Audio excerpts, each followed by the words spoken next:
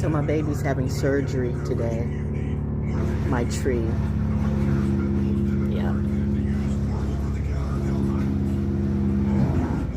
I knew it was coming. I mean,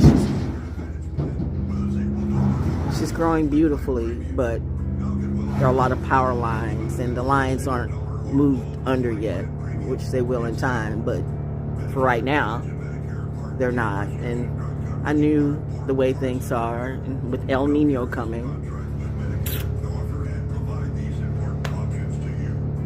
I'm just saying, baby girl's power stays on. Powers that be make sure of that. My power doesn't go off. Thank you. Oh, but all the pine cones and stuff.